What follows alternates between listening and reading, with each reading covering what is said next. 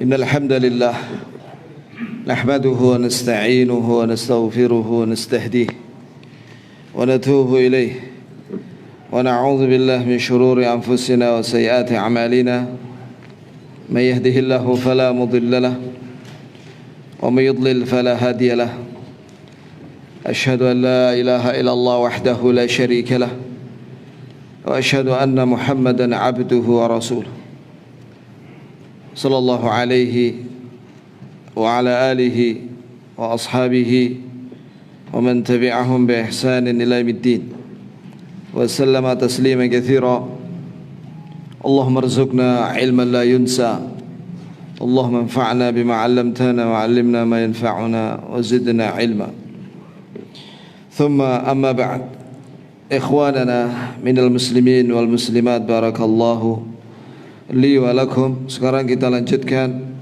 kajian kitab Al-Mubarak, yaitu Al-Firqatun Najiyah wa Ta'ifatul Mansurah ala Dha'il Kitab wa Sunnah. Itulah nama lengkap daripada kitab ini, yaitu manhaj golongan yang selamat dan golongan yang dimenangkan oleh Allah berdasarkan Al-Quranul Karim dan Sunnah.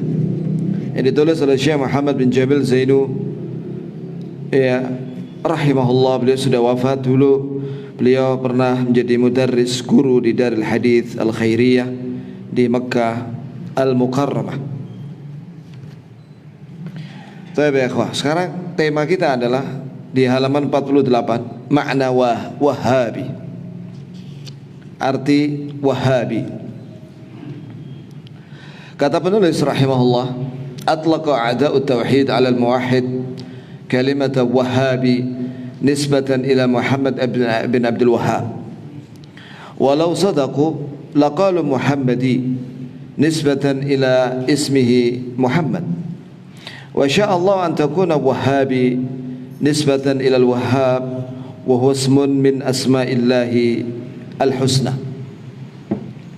Ya, kata penulis bahwa musuh-musuh tauhid mereka menggelari orang yang bertauhid dengan kalimat Wahabi,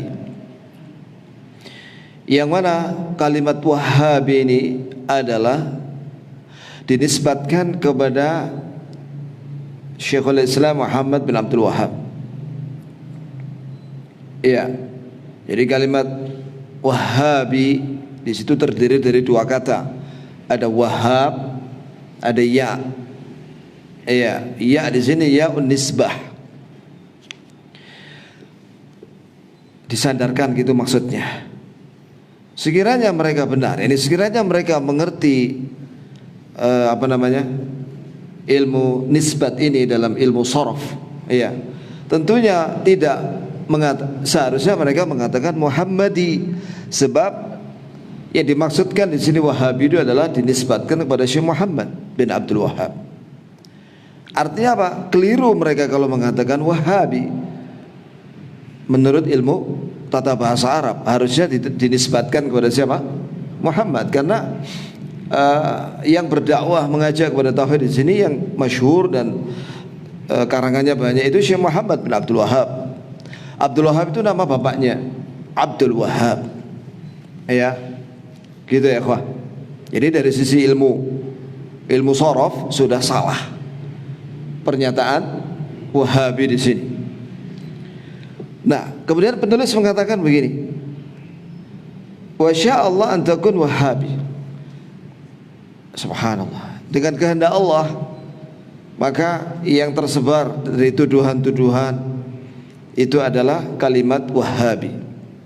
Yang ini disandarkan kepada Al-Wahhab, yaitu nama Allah Al-Wahhab, nama Allah yang artinya apa? Yang maha memberi. Wa huwa ismun min asma'illahil husna. Al-Wahhab adalah salah satu dari nama Allah yang maha baik. Iya, berarti kan bagus. Iya, karena dinisbatkan kepada Allah. Ini golongannya Allah, yaitu Al-Wahhab. Tapi maksudnya mereka bukan itu. Maksudnya orang-orang yang benci dengan dakwah tauhid ini bukan itu maksudnya. Tapi mereka tujuan begitu dalam rangka untuk tanfir, agar kaum muslimin jauh dari dakwah tauhid. Itu aja sebenarnya. Fa idza kana as-sufi yantasibu ila jama'atin yalbasuna as-suf.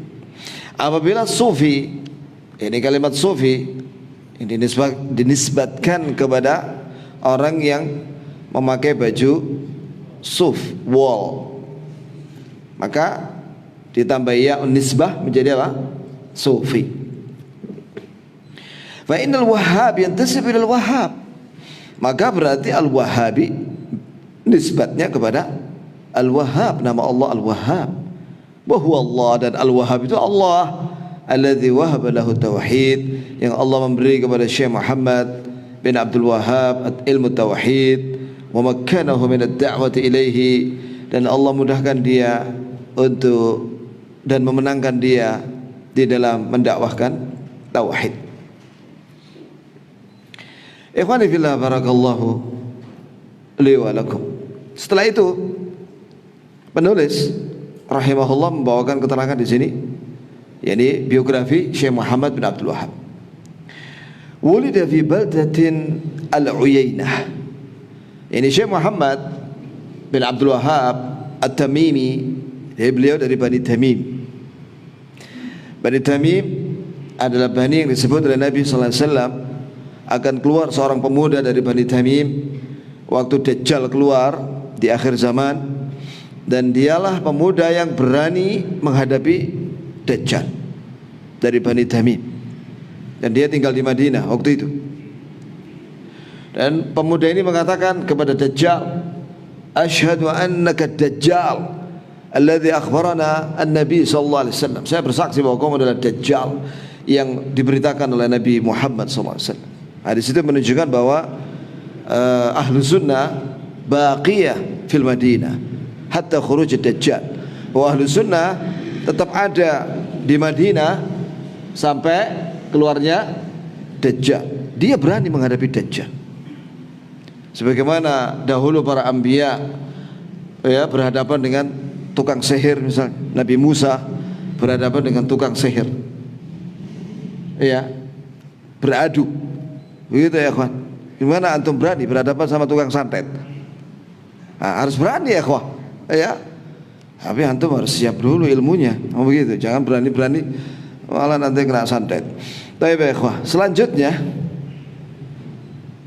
beliau lahir di satu daerah namanya Al-Uyainah di Najd.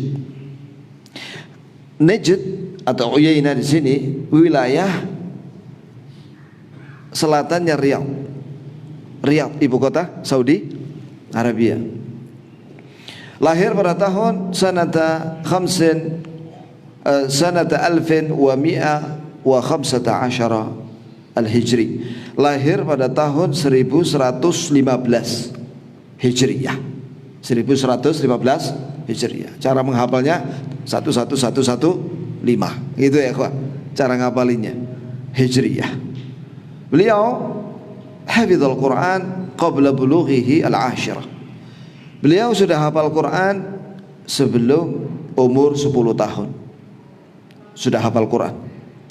Wa ta'allama ala walidihi al-fiqh al-Hambali, dan beliau belajar kepada ayahandanya yaitu Syekh Abdul Wahhab fikih madhab Imam Ahmad bin Hanbal. Wa qara al-hadith, dan juga beliau belajar hadis. Wa tafsir, dan belajar tafsir ala syuyukhin min mukhtalifil bilad, kepada para ulama dari berbagai macam negeri.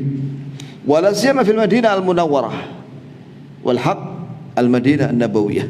Ini yang terutama beliau belajar di Masjid Nabawi di Madinah an-Nabawiyah.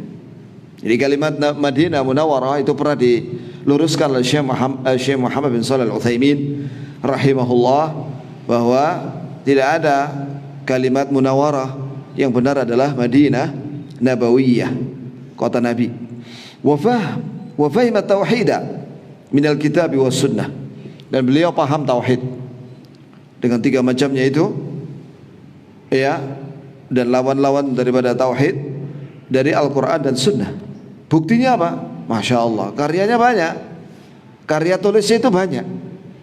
Di antaranya kitab Tauhid, kitab yang fenomenal.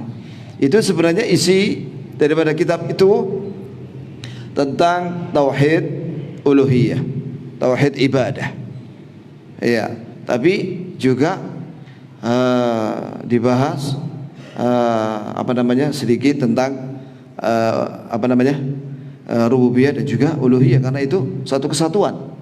Cuman fokusnya di dalam kitab tauhid itu masalah tauhid ibadah secara detail, dan lawannya yaitu syirik dibahas secara rinci. Coba orang-orang yang mengkritik Syekh Muhammad bin Abdul Wahhab dikatakan Wahabi, coba mereka bantah buku itu. Bisa enggak membantah bukunya Syekh Muhammad bin Abdul Wahhab yang bernama apa?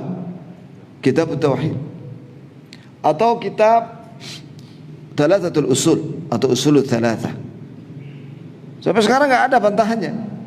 Orang-orang yang menuduh Wahabi suruh bikin tulisan. Kalau memang dakwanya Syekh Muhammad bin Abdul Wahhab keliru, luruskan. Mana yang keliru dari buku-bukunya? Ya, jadi ilmiah begitu ya ikhwah. Ternyata sampai hari ini tidak ada yang bantah. Walhamdulillah. Begitu pula Kasyfus Syubuhat.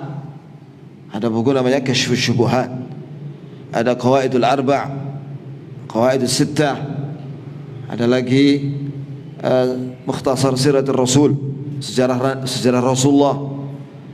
Terus ada lagi lain-lain banyak karya tulisnya ya ikhwah. Bahkan karya tulis Syekh Muhammad bin Abdul Wahhab dan juga cucunya dan murid-muridnya itu dirangkum dalam buku besar segini ya, namanya Ad-Durar As-Saniyah. Saya punya di rumah. Ya, Masya Allah, rahimahullah para ulama tauhid dan sunnah. Kemudian wara'ahu mara'a fi baladihi Najd wal bilad allati zaraha min asy-syirki wal khurafat wal bid'ah. Dan Syekh, ya, beliau seorang yang memiliki ilmu, ya, dan cemburu terhadap agamanya. Maka beliau melihat di kotanya yaitu Najd dan negeri-negeri di sampingnya, sekelilingnya, ternyata sudah tersebar kesyirikan dan khurafat dan bid'ah wa taqdisul qubur, dan ada sebagian lagi mengkultuskan kuburan-kuburan allati tatanafa ma'al Islam as-sahih, yang itu jelas bertentangan dengan Islam yang benar. Faqad sami'a an-nisa fi baladihi, maka dia pernah mendengar seorang wanita, ya, atau beberapa wanita di negerinya di Najd, itawassalna ila fahlil fuhul, bertawassul kepada pohon yang dinamakan oleh mereka jantannya para pejantan. Kemudian wanita-wanita itu berkeliling di sekelilingnya pohon yang dikatakan sebagai jantannya para pejantan itu dengan doa, ya fahlal fuhul uridu zaujan qabla al-haul, wahai pohon para pejantan, jantannya para pejantan, aku ingin suami, aku minta suami sebelum akhir tahun ini. Ini minta suami kepada siapa? Pohon. Syirik itu ya kah? Syirik lah. Ya jelas syirik itu, minta kepada pohon. Bisa apa pohon? Masa pohon bisa mencarikan jodoh? Mana akal sudah? Orang musyrik akalnya safiha nafsah. Wa may yarghabu 'an millati Ibrahim illa man safiha nafsah. Orang-orang yang membenci dakwanya Nabi Ibrahim, yang membenci millahnya Ibrahim itu tauhid, mereka itu membodohi dirinya sendiri, tidak menggunakan akalnya. Masa minta sama pohon? Memang pohon bisa memberi. Allah musta'an. Wa ra'a fil Hijaz.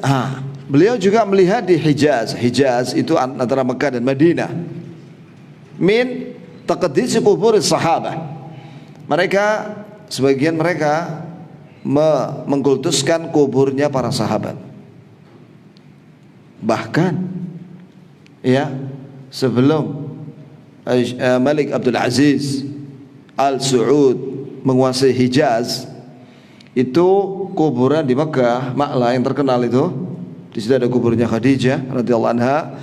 Terus kuburan Baqi di Madinah itu penuh dengan bangunan-bangunan. Penuh dengan bangunan-bangunan.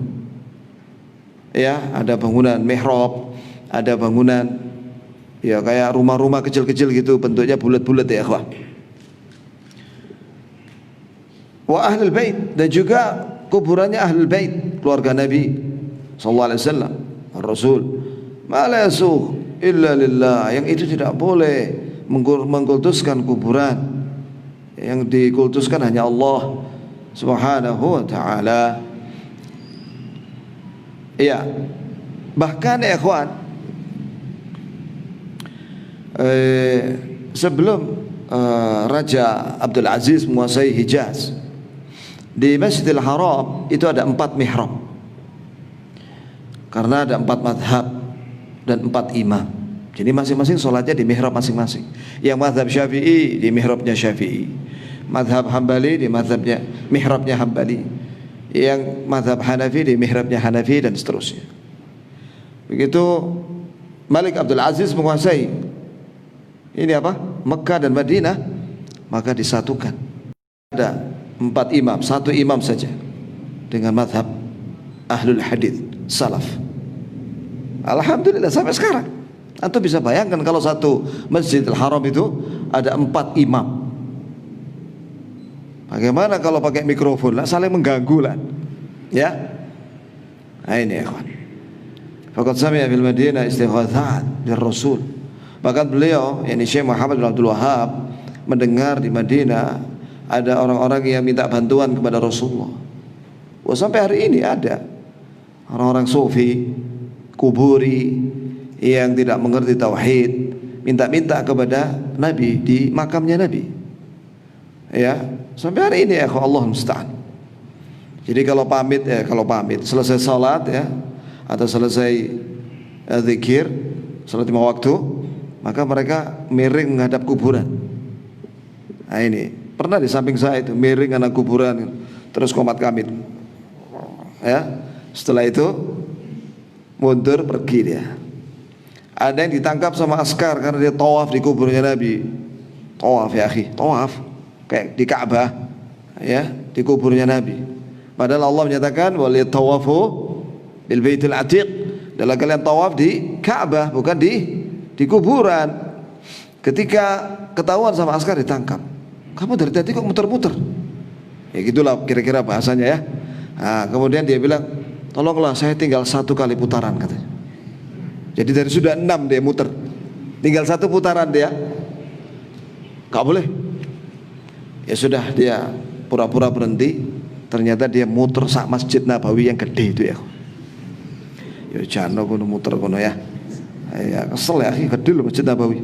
Kemudian wa du'aihi min dunillah, ada yang berdoa kepada Rasulullah wal a'yadu billah, ya minta kepada Rasulullah sallallahu alaihi wasallam, mimma yukhaliful Quran, yang itu jelas menentang Al-Quran wa kalam Rasul, dan menentang sabda Rasulullah sallallahu alaihi wasallam. Contoh, dalam Al-Quran Allah Ta'ala berfirman, wala tad'u min dunillah ma la yanfa'uka wa la yadhurruk fa in fa'alta fa innaka idza minadh dhalimin. Surat Yunus. Allah Azza wa Jalla menyatakan, janganlah kamu berdoa kepada selain Allah, yang mana selain Allah itu tidak bisa memberi manfaat kepadamu. Apa yang kamu minta dia nggak bisa ngasih. Bahkan kalau misalnya ada seorang minta kepada manusia yang masih hidup sesuatu yang dia bisa ngasih, itu dia bisa ngasih karena Allah yang memberi. Jelas ya kok? Misalnya ada orang utang misalnya sama temannya, utang 100.000, mampu kan? Mampu ya, karena Allah yang beri kemampuan. Begitu ya kok?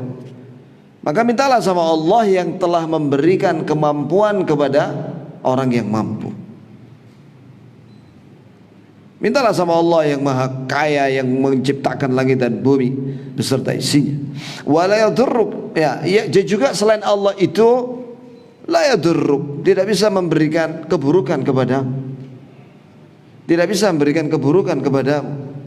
Berhala apapun tidak bisa memberikan keburukan kepadamu. Fa in fa'alta, jika kamu melakukan itu, yakni syirik, fa innaka idza minadh dhalimin, sesungguhnya kamu termasuk orang yang golongan orang yang zalim. Karena apa? Karena dia mendudukkan berhala itu pada derajat ketuhanan. Itulah maksud daripada kedzaliman dalam syirik. Karena arti al-zulmu secara bahasa wad'u syai' fi ghairi mahallih, meletakkan sesuatu tidak pada tempatnya. Ketika seorang musyrik meminta kepada mayat yang ada di dalam tanah, bangkai ya, yang sudah hancur, dia minta sesuatu, harta misalnya, padahal dia sudah nggak punya harta lagi, hartanya sudah milik ahli waris, mungkin sudah habis dimakan ahli waris, iya kan? Nah, dia mendudukkan mayat yang sudah dibangkai itu disetarakan dengan Allah yang maha kaya dan maha memberi. Ayu dzulmin ba'da hadza, kedzaliman mana yang lebih besar daripada syirik? Menempatkan tikus pada derajat ketuhanan, menempatkan sapi pada derajat ketuhanan, dan yang lain. Taib. Wa Rasul sallallahu alaihi wasallam yaqul ibni ammihi Abdullah bin Abbas radhiyallahu anhuma, dan Rasulullah sallallahu alaihi wasallam pernah berkata kepada anak pamannya, yaitu Abdullah bin Abbas radhiyallahu anhuma, idza sa'alta fas'alillah, jika kamu minta sesuatu, mintalah sama Allah. Wa idza ista'anta fasta'in billah, jika kamu minta tolong dalam segala urusanmu, minta tolonglah kepada Allah saja. Ini hadis sahih, hasan sahih, diriwayatkan oleh Imam At-Tirmidzi. Apabila Imam At-Tirmidzi dalam Jami' mengatakan hasan sahih, itu kata ulama mustalah hadis, di sini ada dua sanad, yang satu hasan, yang satu sahih. Ya, banyak sekali ikhwani dalil tentang larangan syirik. Wah, banyak sekali. Ya. Dan dosa syirik ini paling gede dan Allah enggak terima disekutukan. Barang siapa yang belum bertaubat dari syirik, Allah tidak akan ampuni dia selamanya. Innallaha la yaghfiru ay yushraka bih. Sesungguhnya Allah tidak akan mengampuni orang yang menyekutukan Allah dan dia tidak bertobat sampai mati. Sebaliknya, barang siapa yang mati dalam keadaan bersih dari syirik, yakni mati di atas tauhid, diampuni dosanya walaupun seberat bumi, sepenuh bumi. Ya ibadi, law ataitani bi qurabil ardi khataya thumma laqitani la tusyrik bi syai'a la ataituka bi qurabiha maghfirah. Wahai hamba-hambaku, sekiranya kamu datang kepadaku dengan membawa dosa sepenuh bumi ketika mati, selain syirik ya dosanya, dan ketika kau datang kepadaku, kau tidak menyekutukan aku dengan apapun juga, ini mati dalam keadaan bertauhid, bersih dari syirik, maka aku datangkan untukmu ampunan sepenuh bumi. Allahu Akbar. Jadi barang siapa yang diampuni dosanya selain syirik, walaupun sebanyak bumi, sepenuh bumi, mari amalkan tauhid. Qama Syekh yad'u qaumahu ila tauhid. Maka Syekh rahimahullah, ini Syekh Muhammad bin Abdul Wahhab, berdakwah mengajak kaumnya kepada tauhid. Wa du'a Allah wahda, dan mengajak untuk berdoa dan beribadah hanya kepada Allah satu-satunya. Li'annahu huwal qadirul khaliq, sebab hanya Allah yang maha mampu untuk menciptakan dan memberi dan segala sesuatunya, dan hanya Allah yang maha kaya dengan mutlak. dan dialah Maha Pencipta seluruh makhluk dari tidak ada menjadi ada, dan yang menciptakan seluruh perbuatan makhluk. Wa ghairuhu ajizun aw wa ghairuhu ajizun an daf'id durri an nafsihi wa ghairihi. Nah, perhatikan ini kalimat penting ini ya ikhwah. Adapun selain Allah, ini makhluk, lemah untuk menolak keburukan yang menimpa dirinya. Hatta Rasul, bukankah para Rasul itu juga sakit? Nabi Yunus apa Nabi siapa itu yang sakit? Ayub, ya, sakit selama berapa tahun itu. Rabbi inni massaniyad-durr wa anta arhamur rahimin. Wahai Rabbku, saya kena keburukan ini, sakit, Engkau arhamur rahimin. Ini minta kesembuhan kepada Allah, maka Allah sembuhkan dia, ya, maka Allah sembuhkan Nabi Ayub dari penyakitnya. Begitu pula Rasulullah SAW ketika perang Uhud terluka. Nabi kita Muhammad SAW terluka, dari mulutnya keluar darah. Ya, nah, di situ menunjukkan bahwa Nabi Muhammad SAW tidak bisa menolak keburukan yang musibah yang menimpa dirinya. Paham maksudnya ya? Ya, apalagi itu patung-patung yang disembah di zamannya Nabi Ibrahim, yang dihancurkan oleh Nabi Ibrahim itu patung-patung itu, kecuali patung yang gede dikalungi kapal. Ya, ketika Nabi Ibrahim ditanya sama kaumnya, man fa'ala hadza bi alihatina ya Ibrahim, siapa yang melakukan ini terhadap berhala-berhala kami wahai Ibrahim, sesembahan-sembahan kami ini siapa yang menghancurkan? Maka Nabi Ibrahim melihat kepada patung yang gede itu, fa'alahu kabiruhum hadza, yang melakukan yang gede, ya, maksudnya Nabi Ibrahim yang kabir itu tokoh masyarakat yang besar, itu dia maksudnya. Tapi Nabi Ibrahim sambil melihat ke patung yang gede itu, mereka tahu bahwa patung itu nggak bisa ngapa-ngapain, ya kan? Lah kenapa kalian sembah? Ufil lakum wa lima ta'buduna min dunillah, celaka kalian dengan apa yang kalian sembah selain Allah. Sesembahan yang kalian sembah tidak bisa menolak musibah yang menimpa mereka, hancur mereka, tidak bisa membela dirinya, apalagi mau mengangkat keburukan yang ada pada orang lain. Ini penting ya ikhwah, ya, untuk kita pahami bahwa sesembahan yang disembah oleh orang musyrikun dari makhluk, baik berakal atau tidak berakal, baik makhluk hidup atau benda mati, itu tidak bisa menolak kemudaratan yang menimpa dirinya, dan tidak bisa menghilangkan kemudaratan yang menimpa orang lain. Wa anna mahabbatas salihin takunu bittiba'ihim. Ini penting ya ikhwah. Dan bahwasanya mencintai orang saleh, karena ada sebagian orang musyrik itu saking cintanya sama orang saleh sampai menyembah kuburannya orang saleh. Harusnya kalau mereka benar cintanya kepada orang saleh, caranya adalah dengan mengikuti kesolehan mereka. Betul gak? Dengan mengikuti amal soleh yang pernah mereka lakukan.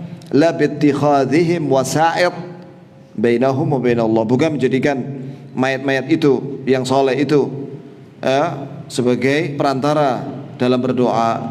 Wa du'aihim min dunillah, kemudian mereka berdoa kepada mayat-mayat itu, ya, nggak boleh, nggak boleh ya ikhwah.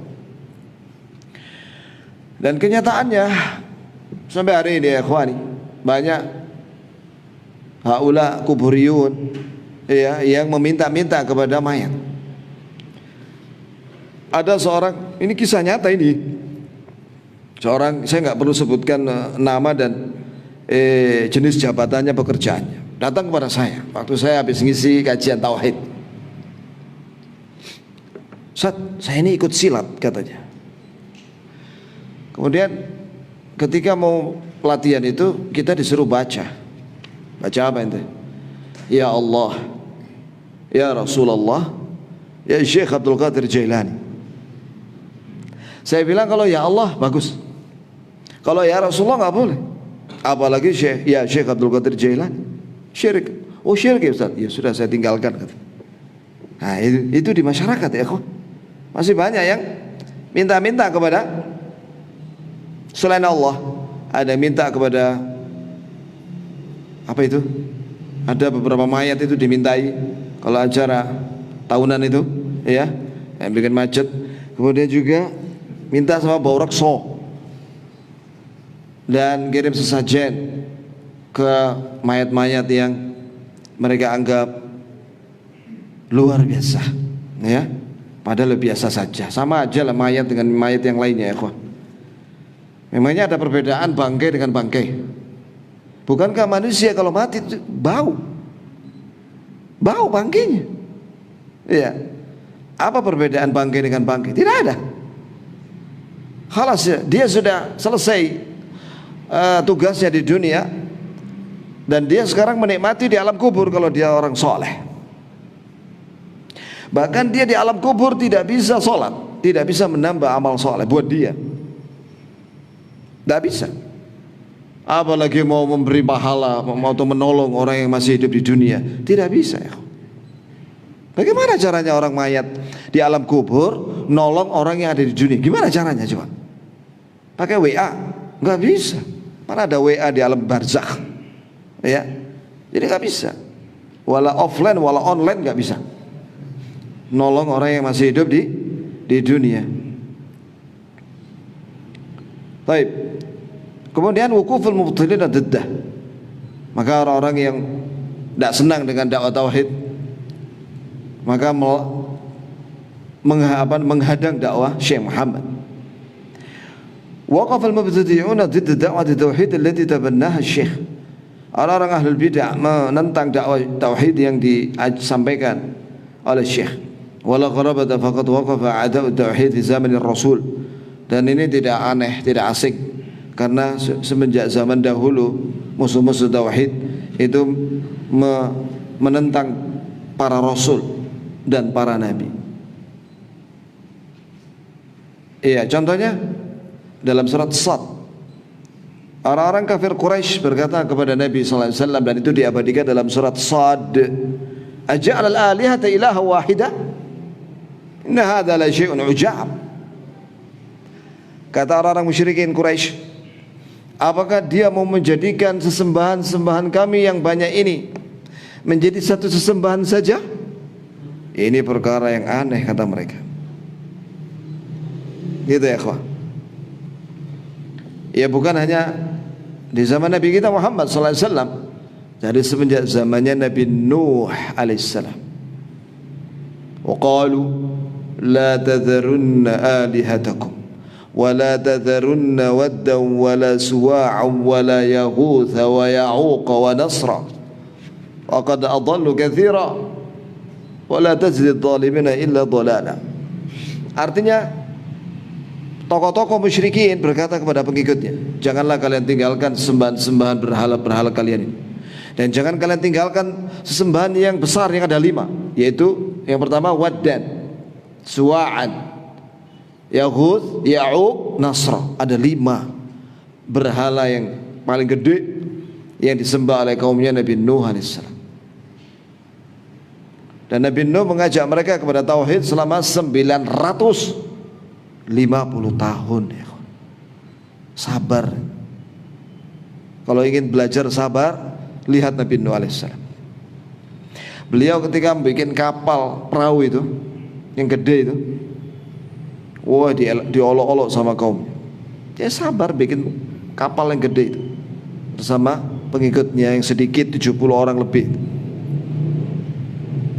Ketika turun banjir bandang, musibah dari Allah, barulah mereka menyesal, yang tidak bermanfaat lagi penyesalan.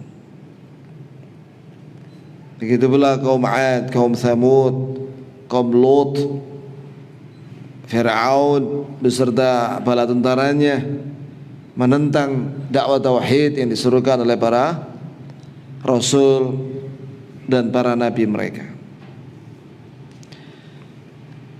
Kenyataannya, orang-orang yang menentang rasul, apakah sekarang dipuji orang? Tidak ada. Siapa di antara Atau pernahkah mendengar ada orang di dunia ini memuji Abu Lahab? Gak ada. Gak ada. Inna syani'aka huwal abtar.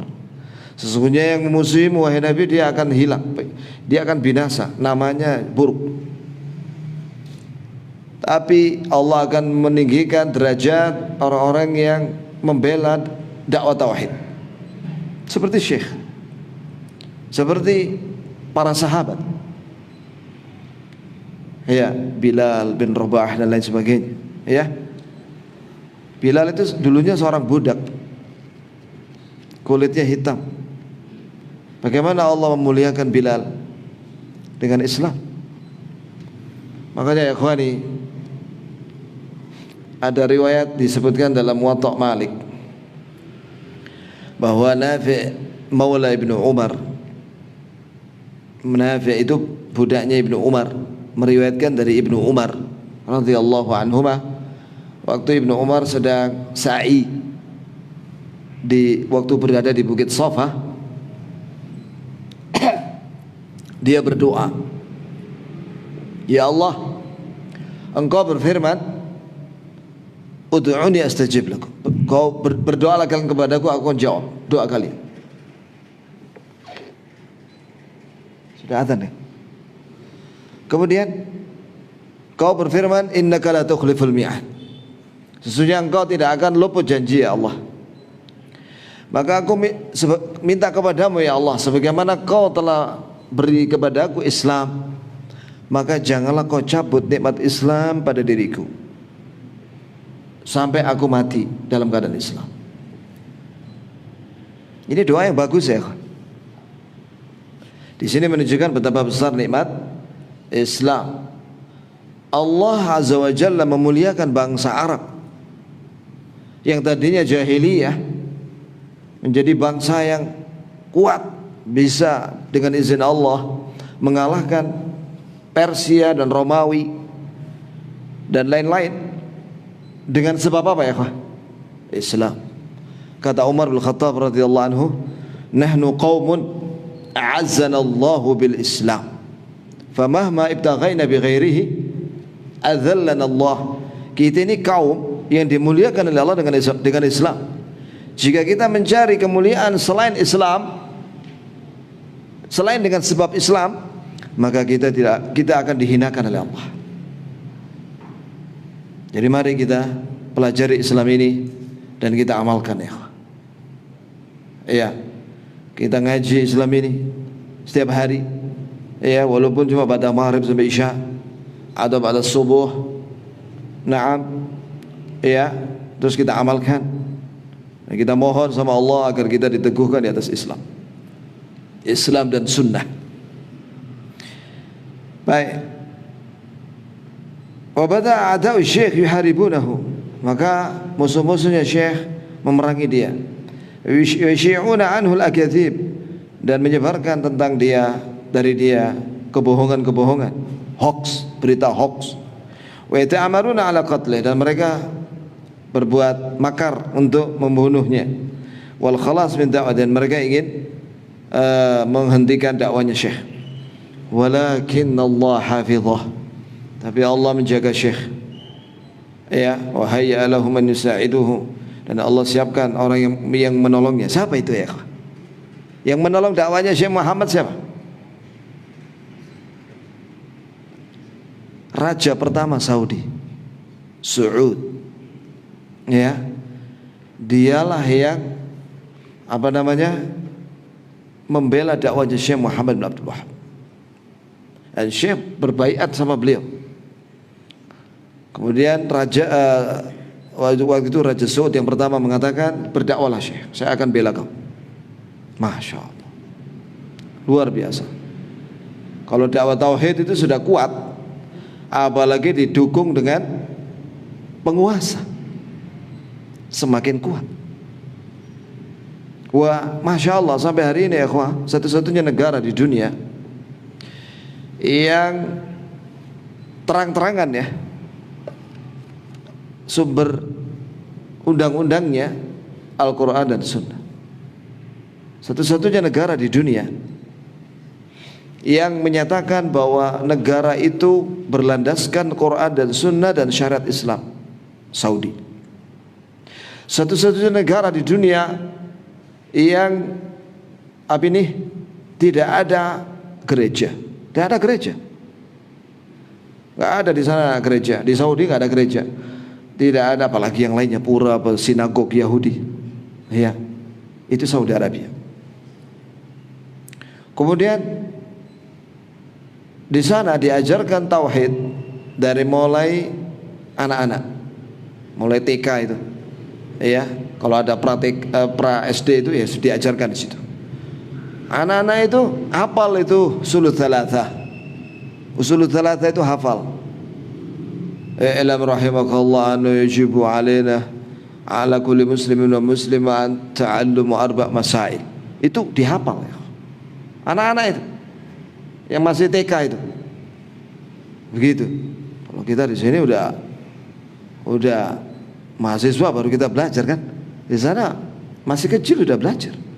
Diajarkan tauhid dan dilarang syirik dari mulai kecil sampai doktor. Kemudian ya di sana masya Allah diberkahi oleh Allah Azza wa Jalla. Diberkahi oleh Allah. Antum tahu kalau pergi ke Jeddah kemudian ke Madinah perjalanan tandus ya kawan. Tandus. Tapi di balik tandusnya itu ada minyak dan gas. Cadangan barusan ditemukan, cadangan minyak terbesar di dunia itu barusan ditemukan lagi. Masya Allah. Ya, makmur di sana ya kawan. Harganya minuman itu dari tahun 94 saya ke sana sampai kemarin terakhir bulan apa ini? Sebelum corona ini, Desember ya. Itu ya harganya cuma naik 1 real saja. Dari mulai tahun 94. Stabil di sana. Ya, aman.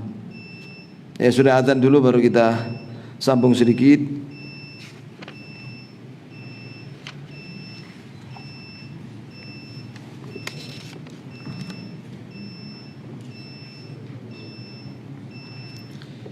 Allahu Akbar, Allahu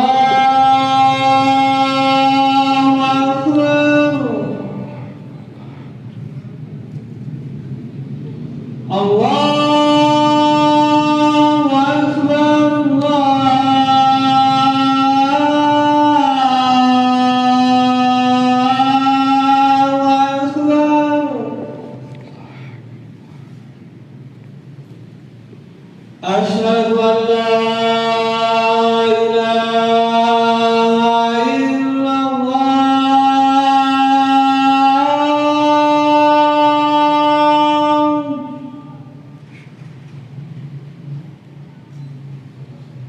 Asyhadu an la ilaha illallah.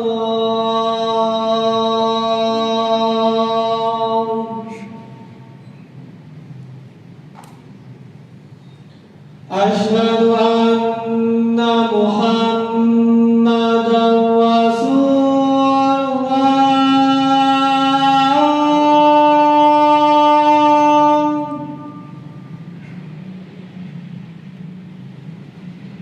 Asyhadu anna Muhammadan Rasulullah.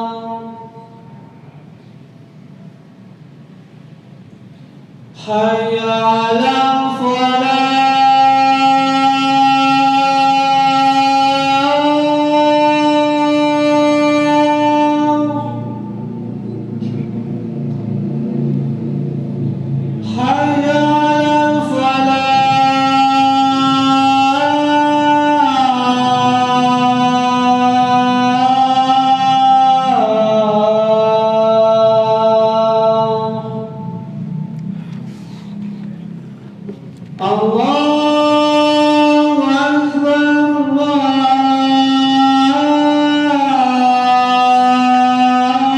Allahu Akbar. La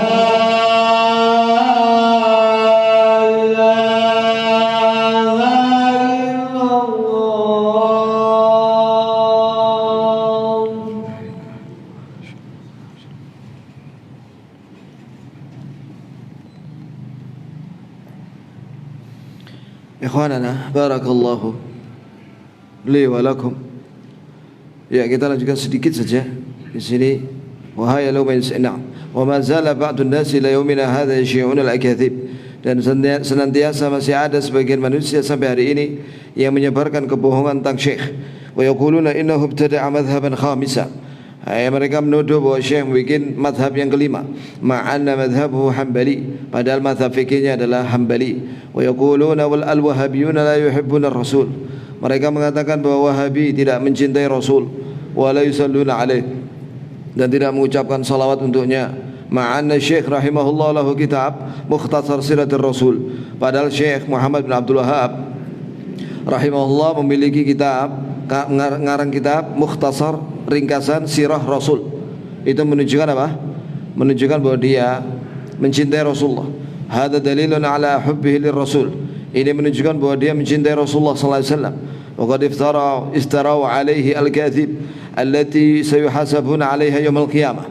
Mereka telah bikin dusta-dusta terhadap Syekh. Sungguh mereka akan ditanya oleh Allah pada hari kiamat.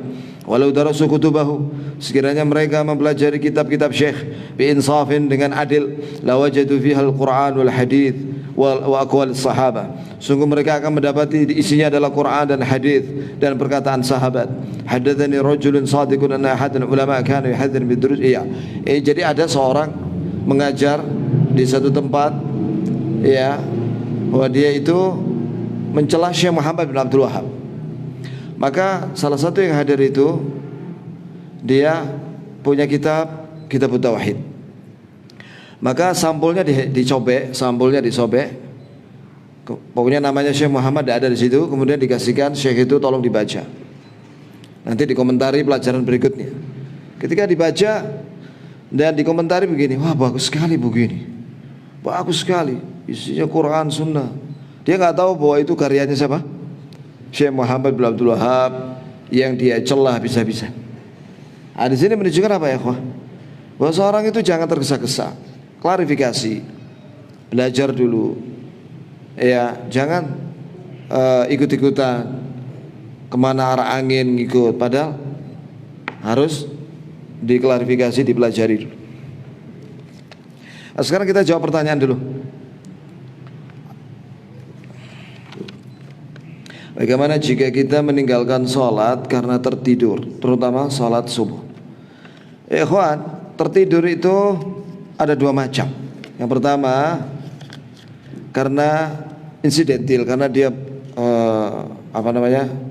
melakukan suatu amalan, misalnya kayak Nabi jihad, tidak bisa tidur kecuali menjelang subuh, kebablasan subuhnya.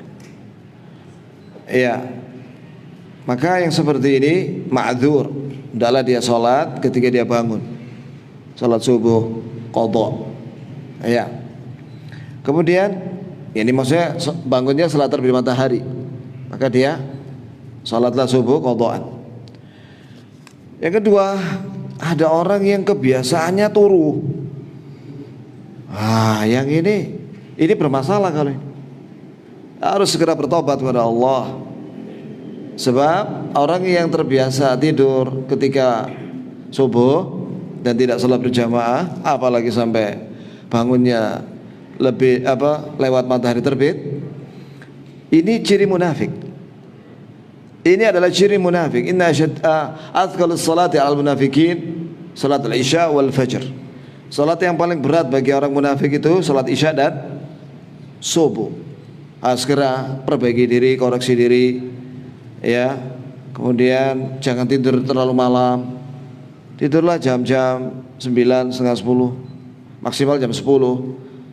Terus bangun setengah 4 lah untuk sholat witir.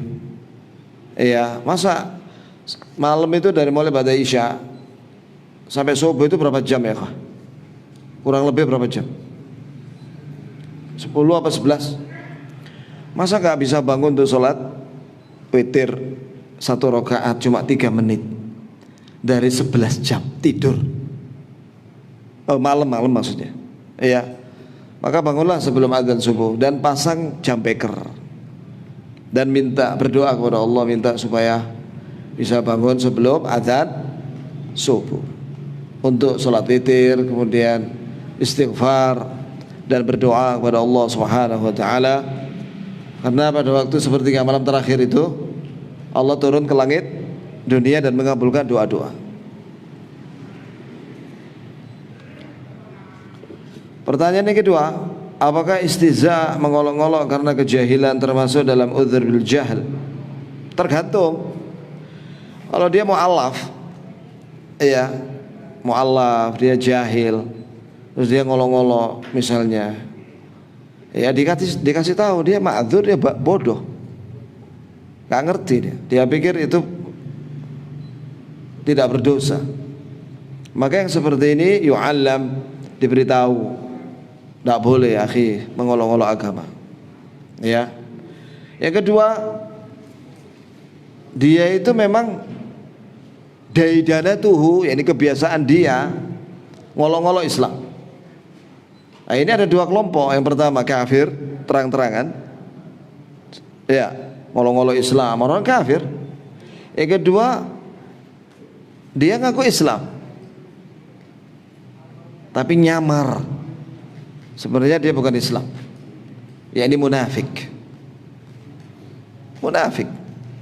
Di dalam Al-Quran surat At-Taubah, yang menghina Allah dan Rasulnya itu adalah munafik.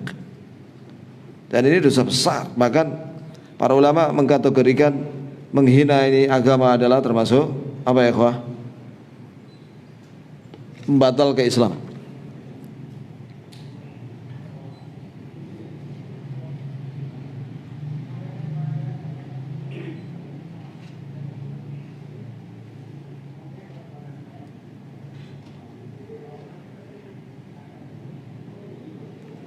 Ini adalah pertanyaan, jika seorang mati dalam keadaan Islam dan dia tidak musyrik sedikit pun, kemudian katanya tadi masuk surga, tapi ada ayat yang menyatakan bahwa pembunuhan dengan sengaja, surat An-Nisa 93 dan pemakan riba akan kekal di neraka.